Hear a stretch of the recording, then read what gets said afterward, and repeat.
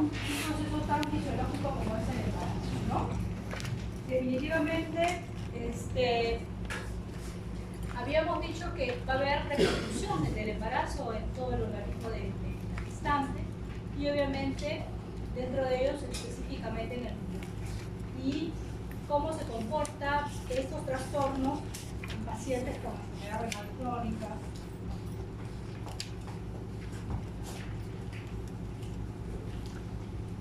Lo que quiero que quede claro es que el riñón al adaptarse va a tener una serie de cambios.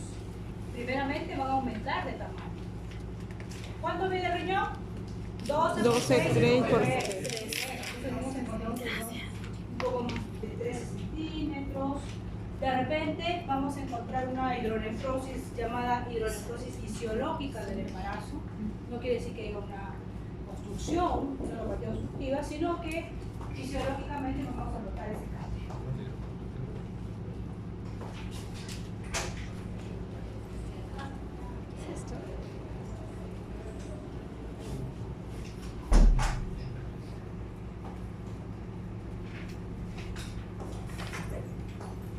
¿Y por qué estos riñones van a aumentar de tamaño? Porque va a haber un incremento fisiológico del volumen circulante efectivo, ¿no es cierto? Y por lo tanto, también por cuestiones hormonales, también va a haber una vasodilatación a nivel de uréteres y penes. Muy bien. Entonces, los cambios hemodinámicos más importantes que vamos a ver en la gestante va a ser el incremento del gasto cardíaco hasta un 50% en la semana 24. Va a haber un aumento o disminución de la presión arterial. ¿Ya? Pero lo que debe quedar bien claro es que va a haber disminución en el primer trimestre de la presión arterial. Es por eso que hay muchas pacientes que de repente han sido hipertensas o sintomáticas y en el primer trimestre pasa desapercibido porque cuando le controla puede encontrar que está dentro de rangos normales. El volumen sanguíneo va a aumentar el 50% durante el primer trimestre y la masa de hematíes vamos a encontrar que va a disminuir porque va a haber como una hemodilución. ¿Es cierto? Es una anemia fisiológica. Recordemos que vamos a tener más volumen circulatorio.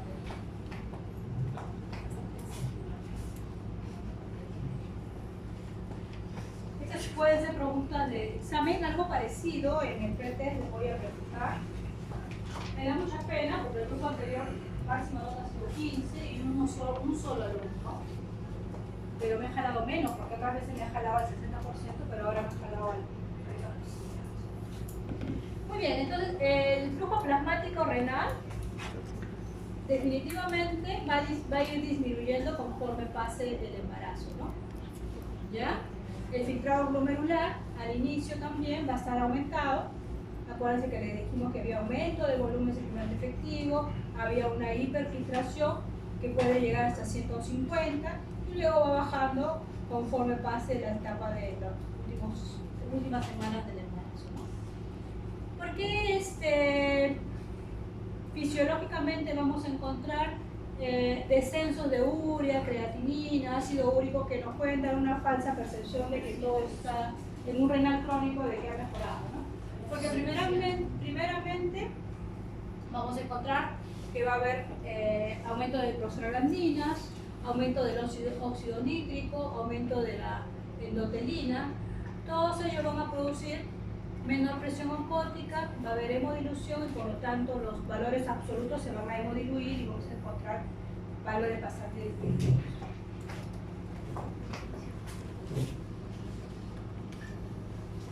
¿Cuáles son los cambios? Habíamos hablado de los cambios generales, ahora hablamos de los cambios específicamente en el riñón. Vamos a ver que la renina, angiotensina, aldosterona va a aumentar 15 veces. Es por eso que al haber más renina, angiotensina, aldosterona va a retenerse más cantidad de sodio, más cantidad de agua y por eso muchos de las gestantes van a aumentar hasta 12 kilos durante todo el embarazo. ¿Es cierto? Esta angiotensina fisiológicamente, ¿qué va a hacer? Este sistema, al aumentar la angiotensina 2, va a aumentar la prostaglandina E2. La prostaglandina E2, ¿qué cosa es? ¿Vasodilatadora o vasoconstrictora?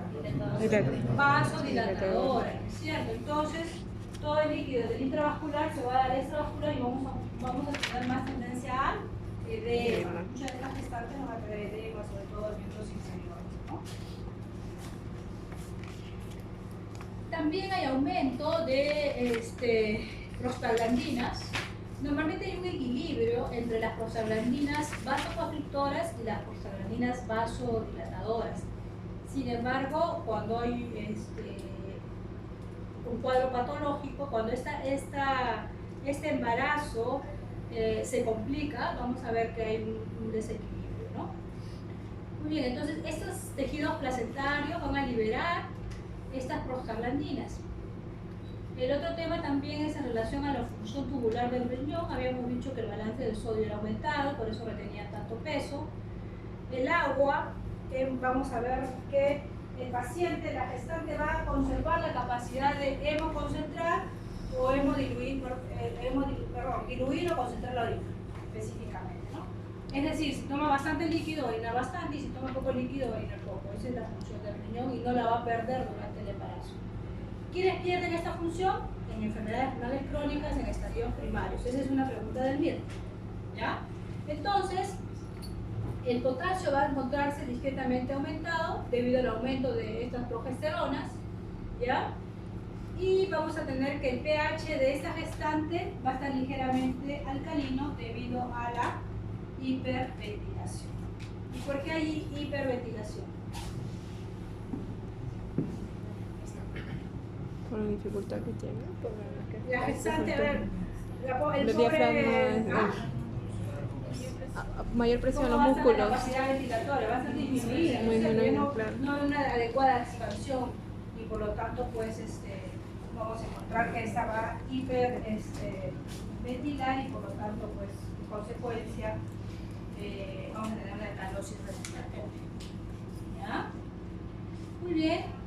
Esto es prácticamente lo mismo que les he manifestado, ¿no? Recordar en forma general que el agua, la concentración del agua se va a mantener normal, el sodio va a estar aumentado, el balance de sodio positivo. El resto, la molaridad se va a conservar, ¿ya?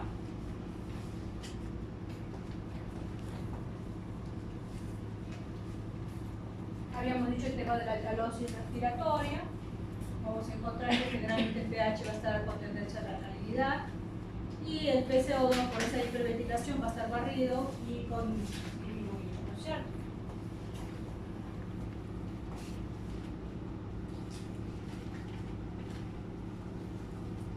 Pero esos cambios no solamente se van a dar en el riñón, también se van a producir en otras áreas. Pero específicamente en el área renal, vamos a encontrar que va a haber un peristaltismo ureteral del uréter alterado, por lo tanto hay una éstasis. Es por eso que hay una hidronefrosis llamada fisiológica, ¿no? La pelvis renal, todo lo que es uréter, van a estar, normalmente pues el peristaltismo es rápido, pero en este caso por el tema de las prostaglandinas, obviamente va a estar alterado. Va a haber, por lo tanto, aumento, al ser lento va a haber aumento de las presiones intraureterales, como cuando hay un tráfico, obviamente va a haber un aumento de la presión a nivel de la pelvis, por la compresión uterina, ya no solamente por el tema hormonal, va a haber un reflujo vesico-ureteral, por eso muchos de estos pacientes tienen tendencia a las infecciones urinarias, ¿no? Entonces, todo esto es por valores, factores mecánicos, como la compresión del útero, del bebé, del feto, y también por la presencia de estrógenos, progesterona y las famosas prostaglandinas, ¿no? Ese es un resumen. Entonces, ante esa pequeña introducción de los cambios fisiológicos que se dan, vamos a ir a la patología que puede conllevar un embarazo, ¿no? Ese es muy grave. ¿Por qué? Porque uno espera que el embarazo vaya bien, por lo general va bien, pero hay un pequeño porcentaje donde puede haber mortalidad materna y mortalidad del recién nacido, ¿cierto? ¿Ya? Entonces, ¿cuáles son estas complicaciones que se dan y que tienen mucho que ver con el riñón? Por ejemplo, si yo tengo una hipertensión arterial sistémica crónica, de repente no diagnosticada, ¿no? Generalmente vamos a encontrar que en los controles que voy a hacer en la gestante puedo encontrar la hipertensión arterial antes de las 20 semanas. Si yo encuentro hipertensión arterial antes de las 20 semanas, lo más probable es que sea una paciente crónica y que nunca se controló, nunca se evaluó, no tuvo necesidad, pero con estos controles prenatales obviamente pues se le ha hecho este hallazgo. ¿Y cuál es la diferencia? Que termina el embarazo y va a persistir el cuadro de hipertensión, porque es una hipertensión crónica. ¿Ya? El segundo cuadro es cuando voy a tener una hipertensión producida por el embarazo, se llama una hipertensión gestacional. ¿Cómo se va a diferenciar esta hipertensión gestacional de la anterior? Porque se va a dar después de las 20 semanas. Antes de las 20 semanas en sus controles va a estar su presión normal y luego de las 20 semanas voy a encontrar que sus presiones van a subir. ¿Ya? Y por lo general, si el estímulo es del embarazo, cuando la paciente dé a luz, luego del embarazo, prácticamente esa hipertensión va a desaparecer. Luego tenemos el tema de la preeclampsia. La preeclampsia se da en un 10% de las gestantes, sobre todo, vamos a ver luego los factores de riesgo, pero ¿qué vamos a encontrar en estas pacientes preeclámpticas? La hipertensión arterial, además vamos a encontrar proteinuria, ¿no? Las dos cosas importantes, y en la clínica la paciente va a entrar a veces con edema, dolores de cabeza, dolor abdominal y aumento súbito de peso. Esa es la preeclampsia. El problema de esta preeclampsia es que rápidamente se puede ir al tema de la eclampsia, que es una complicación mucho más severa. ¿Y qué diferencia la preeclampsia de la eclampsia? Que en esta última se van a agregar convulsiones en la eclampsia. ¿Ya? Generalmente, si esta no es bien controlada, obviamente vamos a ir al cuadro más severo, que es el síndrome de Herd, donde ya vamos a tener un compromiso sistémico, vamos a encontrar una hemólisis, una plaquetopenia, ya va a haber un compromiso hepático, elevación de las transaminasas, va a haber ya un compromiso renal, va a haber oligoanuria, edema agudo pulmonar y una disfunción de varios órganos. Es tan severo que muchas de estas pacientes, por ejemplo, han sido donantes de órganos.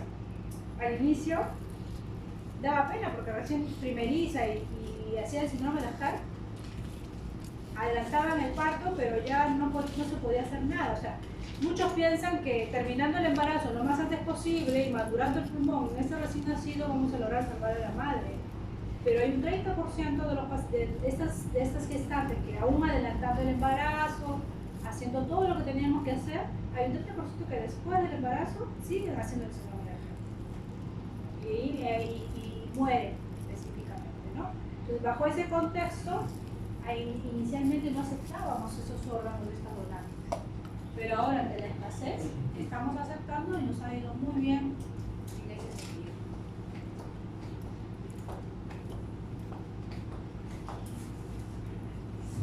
Entonces ya saben, pregunta al examen, ¿cómo diferencian ustedes una hipertensión previa y una hipertensión crónica? Obviamente, pues antes de la semana 20.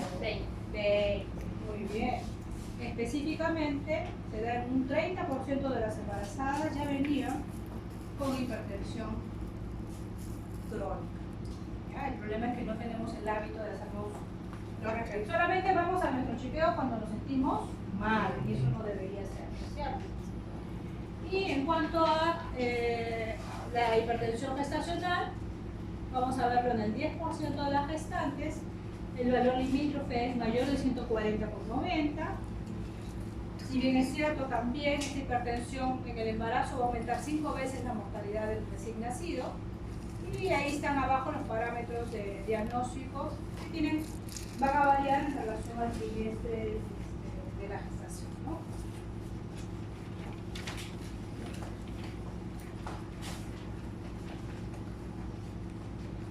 La preeclampsia, acuérdense, una hipertensión, proteinuria luego de la semana 20. Hablamos de 2 al 7% de todos los embarazos. Y hay una disminución del flujo placentario y por lo tanto se habla de microtrombos y que a la larga pues hay isquemia de esta placenta y hay disminución en el crecimiento fetal y una serie de complicaciones, ¿no?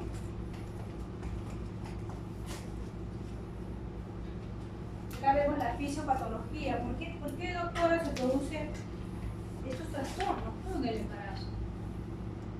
Definitivamente todo tiene que ver con el endotelio. Entonces, ¿qué es lo que sucede? Algunos hablan de una activación endotelial, pero ¿por qué se activa? Habla de que hay una menor perfusión ureteroplacentaria, va a haber una isquemia placentaria, vasoespasmo, que vuelve a activar la coagulación, con la liberación de una serie de factores.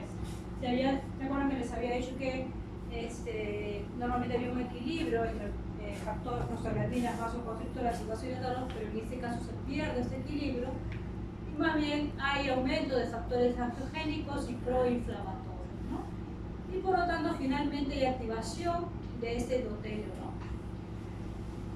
En tanto, ¿qué se va a producir? Va a haber disminución de los vasodilatadores, específicamente el óxido nítrico, y aumento de endotelina y superóxido, ¿no? Lo que va a conllevar, ¿qué cosa?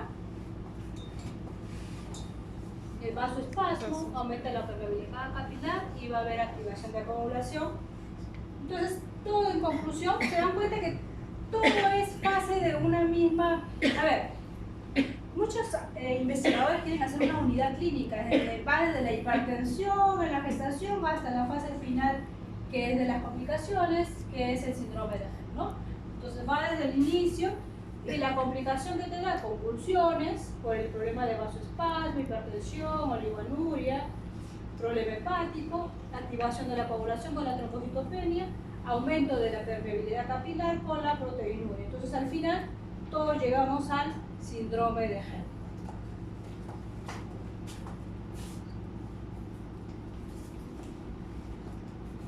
Sabemos que el daño se produce a nivel endotelial, sabemos que tiene mucho que ver con el tema de isquemia, pero ¿quién activa eso? O sea, ¿cómo se activa? Es poco conocido. Sabemos que hay factores de riesgo, pero yo no podía predecir quién va a ser preeclampsia, quién no. Entonces, la patogenia es poco conocida, nuevamente sabemos que la difusión endotelial juega un rol más importante. Sabemos que también va a haber un déficit circulatorio, va a haber un vasoespasmo generalizado, va a haber un tema de alteración en la circulación, como obstrucción y ateromatosis de las arterias espirales. Les había dicho también que hay un incremento de los vasoconstrictores. ¿Cuáles son los vasoconstrictores? La endotelina 1 y el trombosano 2, eso también puede ser pregunta de examen. Y obviamente va a haber disminución de la prostaglandina I2, que es un vasodilatador. Entonces va a haber una vasoconstricción y por lo tanto una disminución del endotelio con cociente. Pues es una cascada de eventos, ¿no? Muy bien, entonces, ¿cuáles son, doctora, factores de riesgo que me van a poder,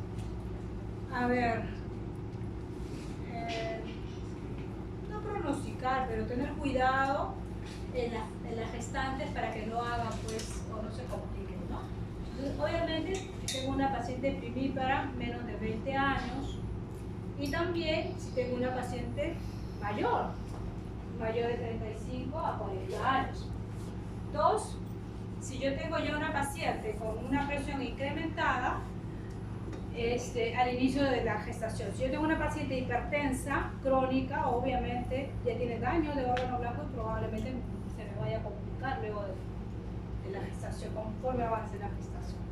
Se ha encontrado que hay un polimorfismo genético del gen de la angiotensina o ciertos HLA que me pueden de repente predisponer y una predisposición a hacer el tema de preeclampsia, ¿no?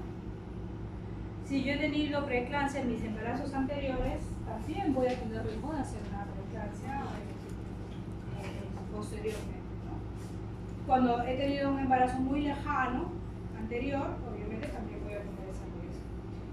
Pacientes con diagnóstico lúpica, con temas antifosfolipídicos que tienen tendencia a la trombosis, obviamente también van a tener mayor riesgo, ¿no? Muy bien.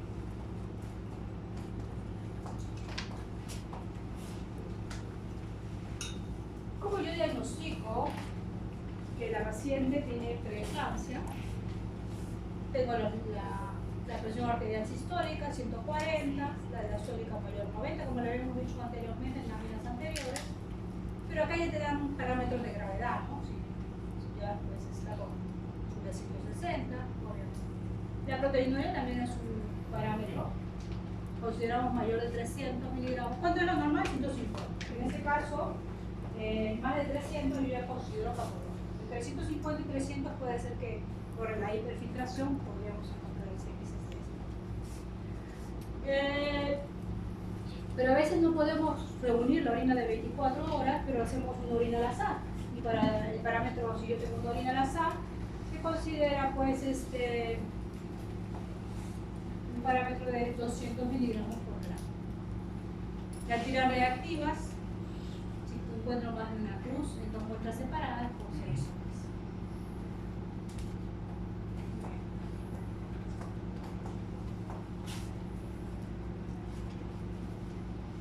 Son algunos análisis de laboratorio que vamos a poder encontrar y pueden contribuir a un diagnóstico temprano en el tema de preeclampsia, eclampsia, ¿no? Más o menos en el tema renal, que es lo que más nos interesa, si hay proteinuria, si hay creatinina elevada, cómo está la uremia y cómo está el ácido úrico. ¿Por qué es importante acá el perfil hepático? Porque habíamos dicho que con el síndrome de Asperger debe haber un compromiso hepático con transaminasas y obviamente muchos de ellos hacen rotura hepática y lo va a llevar a la muerte. Muy bien. Cuando se han hecho estudios de algunas pacientes y se ha hecho una biopsia renal, ¿no? Vamos a encontrar que a nivel de riñón vamos a encontrar una necrosis fibrinoide con proliferación de neoíntima y depósitos de macrófagos y una arteriosclerosis. Cuando yo veo necrosis fibrinoide, quiere decir que ese riñón está en malas condiciones. En necrosis fibrinoide puedo encontrar, por ejemplo, en un tema de un lupus, necrosis fibrinoide puedo encontrar una membrana proliferativa, necrosis fibrinoide. Es como que anatomopatológicamente me está diciendo de que ese riñón tiene mal pronóstico, ¿no? Vamos a encontrar lesiones en endotelio, habíamos hecho el tema de trastornos endoteliales específicamente y depósitos de fibrinoide. Ustedes ya en medicina ya van a empezar en condiciones de conocer los medicamentos que vamos a tener que dar en la gestante, porque a veces les van a consultar y no todos los medicamentos vamos a poder dar a la gestante, porque recuerde que tenemos que cuidar tanto a la madre como al bebé y muchos de estos medicamentos pueden atravesar la barrera placentaria y al final pueden producir algún tipo de trastorno, ¿no? Entonces, si yo tengo una paciente con hipertensión crónica, yo no le voy a dar cualquier tipo de antihipertensivos, ¿cierto? Entonces, ¿por qué les digo eso? Porque hay muchos pacientes que no se hacen sus controles prenatales y se van a la farmacia y todavía de la farmacia le dicen, doctor, ¿me puede dar? Porque siempre he tomado, o de repente el antihipertensivo que tomó antes no necesariamente va a poder tomar después, ¿ya? Entonces, lo más utilizado es la metildopa, porque se ha encontrado que mejora la circulación cerebral en estas mujeres con riesgo de preeclampsia y también mejora la circulación placentaria, ¿no? Evitando pues que se desencadene el tema de vasoespasmo y a la larga pues llevar a esas complicaciones que hemos visto, ¿no? Ya me entró frío.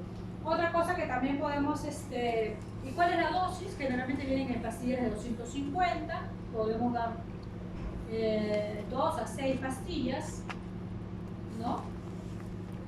Podemos dar cada 6 horas, cada 8 horas. Y se ha encontrado que controlando la presión vamos a mejorar, disminuir el riesgo de desprendimiento prematuro de placenta, el riesgo de mortalidad perinatal, etcétera, etcétera. Luego el otro, nosotros utilizamos como segunda opción el nifedipino, ¿no? Acá dice que no se descartan los posibles efectos secundarios, pero en este hospital, luego de la primera opción es el metildopa y la segunda opción es el nifedipino. Y si con eso no mejoras, obviamente puedes usar los beta bloqueadores, sin embargo en dosis muy pequeñas. ¿Ya?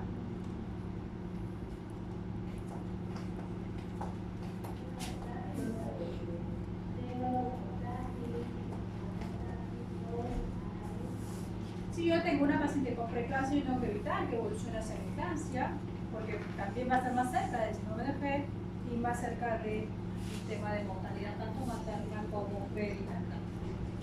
Obviamente esta paciente tiene que tener unos seguimientos prenatales mucho más ajustados, monitorizar la presión arterial, el control de la proteinuria, la vigilancia de peso, porque eso me permite ver,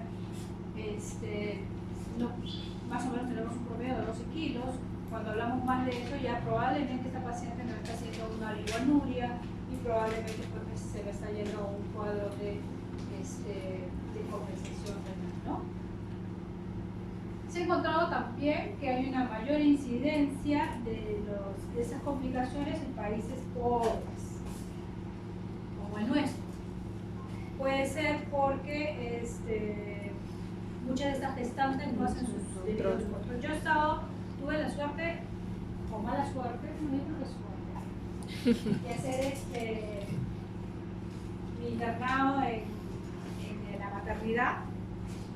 A ver, yo les cuento, cuando yo hice mi internado, yo hice en el Sabogal, y en el Sabogal había pocas partos, entonces pedí permiso para venir acá a Almenara para atender partos. Pero resulta que el dueño, el jefe de acá me dijo, mira, ¿sabes qué? Primero son mis residentes y luego ustedes, que son externos. Ah, dije, tenía pastilla. Agarré, hice mis contactos y me fui a la maternidad.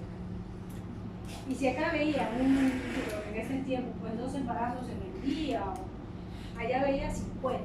Ya me sobraban manos, ya no quería ya, imagínense. En una cama, 3 embarazadas. Y lo peor es que venían no pareciera, venían a la consulta del prenatal ya para dar a luz y nunca se habían hecho un chequeo. Y todavía lo peor es que si se muere el niño o si se muere la madre, te denuncian aquí porque es de esperar que el parto sea normal. Pero el parto, yo quería ser ginecóloga, pero luego me decepcioné, porque definitivamente es todo un tema. Los que están más en juicio son los anestesiólogos y los ginecólogos, ¿no? Por ese tema de... Entonces, definitivamente juega, ¿por qué nuestros países pobres tienen más riesgos? Por eso, porque no hay un adecuado control prenatal, la paciente muchas veces no toma conciencia, etcétera, etcétera, ¿no? Entonces, hay algunos estudios que recomiendan el uso de aspirina porque si hablamos de trombosis, le doy un antitrombótico, ¿no? Un antiagregante, pero definitivamente todavía eso está en estudios, ¿no? Porque más bien se han encontrado el tema de que muchos de estos pacientes que han usado estas aspirinas han ido más bien al tema de abruptos placentales, es decir, desprendimientos prematuros de placenta concentrados bastante mayores, ¿no? Y habíamos visto el tema del adelanto de parto, que no siempre va a ser la cura o la respuesta, ¿no?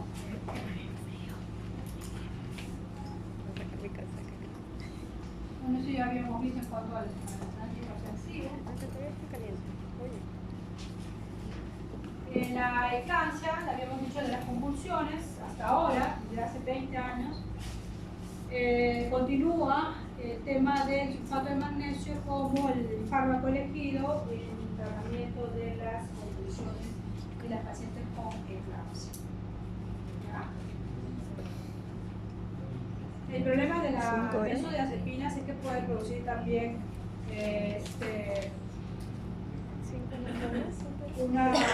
un problema respiratorio en esa madre. 79 miligramos. ¿En un bolo? Complicaciones. ¿En un bolo? ¿Cuánto era? En un bolo, creo, en un bolo. Nosotros cuando hemos tenido emergencias hemos dado hidralacina en bolos que son voluminosos que se dan en este tipo de pacientes. O le doy hidralacina o le doy nitrocruciato. Hasta ahora damos eso en el hospital en pacientes. El nitrocruciato damos en todo tipo de pacientes con crisis psicológicas. El famoso síndrome de Hell, que hay que tenerle mucho miedo, aparece en el 0.5% de todos los embarazos y en el 10 a 20% de los cuadros de preeclampsia. Por eso es que trato de que no avance. La mortalidad perinatal es del 15 al 30%, imagínense. Se muere de 10, mueren 3 recién nacidos, ¿no? Y la mortalidad materna es del 1%. De cada 100 madres, una va a fallecer para luz, ¿no? ¿Cuáles son las complicaciones? Desprendimiento prematuro de placenta, insuficiencia renales agudas, coagulopatía de consumo, hematoma subcapsular y ruptura de hepática, ¿no? Que se dan 0.9%. Que generalmente es la causa de mortalidad, ¿no? Hay síntomas prodrómicos, obviamente si yo voy a tener una convulsión, muchas veces describen que hay como un aura, específicamente con un dolor epigástrico, cefalea, visión borrosa. El otro tema también es que los análisis de laboratorio, vamos a encontrar pues, una anemia hemolítica retrohepática, elevación de las enzimas hepáticas, trombocitopenia, etcétera, etcétera, etcétera, ¿no? ¿Ven? Acá en el tema de complicaciones vamos a encontrar la complicación hepática, la ruptura hepática, y complicación hematológica, trombocitopénica, y complicaciones pulmonares, edema pulmonar, ¿no? El tema uteroplacentario, vamos a tener restricción del crecimiento fetal, etcétera. ¿Cuáles son los objetivos del tratamiento? Prevención de las convulsiones, control de la presión arterial, control de los trastornos de la coagulación, reposición adecuada del volumen, no pasarnos ni mucho ni poco, ni porque podemos complicar al algebe también, ¿no? Y cuáles son las seducciones terapéuticas. Si yo quiero adelantar el embarazo, voy a tener que madurar, producir maduración fetal de los pulmones. Generalmente con dexametasona 10 miligramos cada 12 horas. Si hay hemólisis, si hay trombocitopenia, le voy a tener que hacer plasmaféresis, que eso está muy claro el tratamiento. Y en algunos casos, ¿se acuerdan que les dije que podía haber ruptura hepática, que era la mayor causa de mortalidad en este tipo de pacientes? Se han visto pacientes que han sido trasplantadas de hígado en estos casos. En cuanto a embarazo y enfermedad renal crónica, yo puedo ser una paciente que tengo una creatinina de 2 o de 3 y me embarazo. Entonces vamos a encontrar que cuando es muy inicial no va a alterar el curso de la enfermedad, o sea, mi enfermedad no que vaya a galopar hacia la diálisis, ¿no? Pero sí va a haber un aumento de la presión arterial y de repente pues mayor riesgo de preeclampsia, ¿no?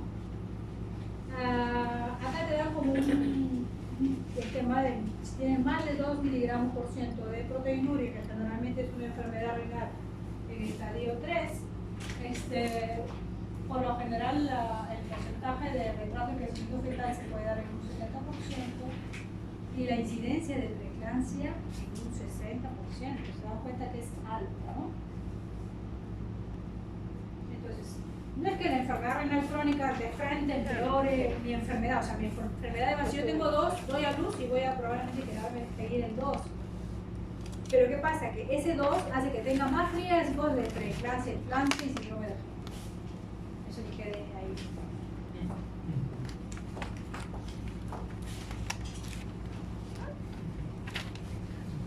Ahí está un bebito amargo todavía, ¿no? Entonces, ¿qué es lo que pasa? Tenemos que ver la viabilidad de estos fetos, ¿no? ¿En qué casos voy a encontrar que es viable, ¿no? A veces las pacientes con enfermedades renales crónicas me preguntan, doctora, ¿mi bebé va a salir bien? Por lo general hay mucho riesgo de abortos tempranos, retraso de crecimiento intrauterino, partos pretérminos y peso bajo al nacer en estos niños que vienen de o que nacen de mujeres con enfermedades renales crónicas. También, aunque ustedes no crean, hay pacientes que están dializando y se embarazan. Son pocas, obviamente menos del 20%, pero se dan. Conforme pasaba el tiempo, las diálisis son más fisiológicas. Antiguamente las diálisis había unos trastornos hemodinámicos tan intensos que no permitía una adecuada ovulación y por lo tanto un embarazo, ¿no? Ahora cada vez los cambios hemodinámicos en la diálisis son cada vez más fisiológicos, lo que sí permite que la paciente pueda embarazarse, ¿no? Sin embargo, obviamente, ¿qué recomendamos nosotros? Diálisis diaria. Esta paciente gestante todos los días hay que dializarla porque un ambiente de uremia no es conveniente para el feto.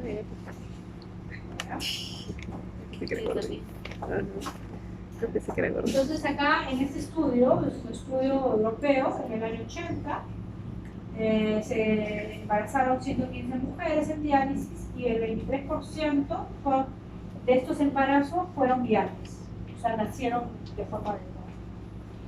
Vivieron, ¿no? Luego del parto, ¿no? La hipertensión arterial empeoró en el 77% de los casos y 11 recién nacidos fueron prematuros y con bajo peso al nacer, ¿no? Entonces acá, según este estudio, era 23%, pero hay otros estudios que te hablan del 30%. Es decir, de 10 niños que nacen en mujeres con pacientes en diálisis, el 30% van a vivir, ¿no? ¿Y qué hay con el embarazo en la gestante, en las trasplantadas? Recuerda que la diálisis aporta el 30% de la función del riñón en una paciente. Y el trasplante es del 100%. Entonces se recomienda que estas pacientes trasplantadas pasen el primer año luego del trasplante para poder embarazar.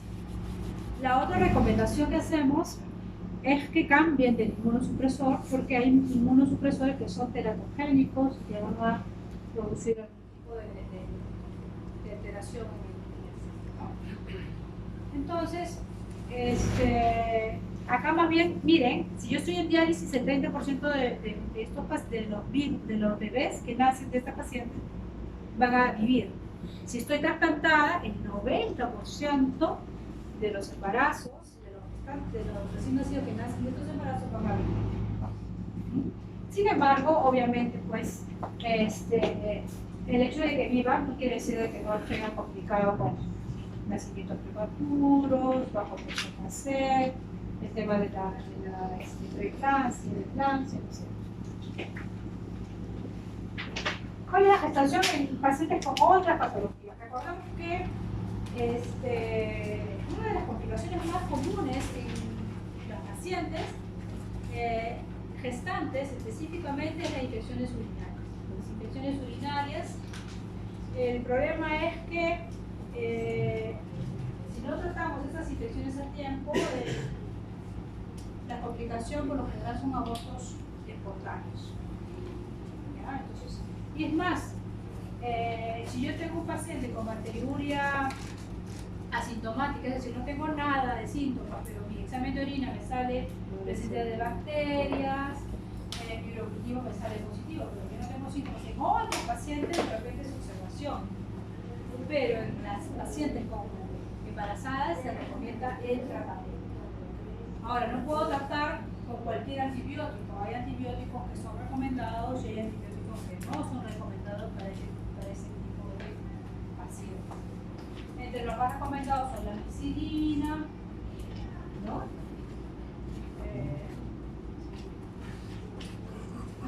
Muy bien. Por ejemplo, no se da la ciprofloxacina, no se da el Motrin.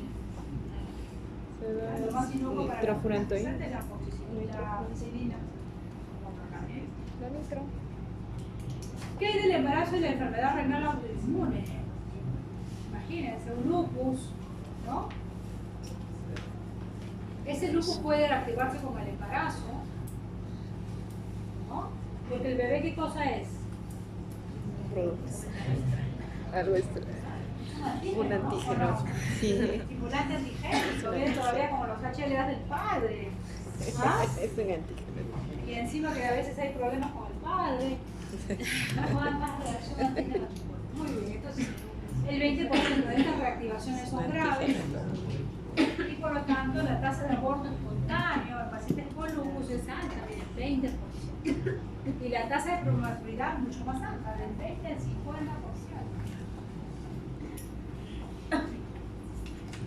Muy bien. Mi pregunta.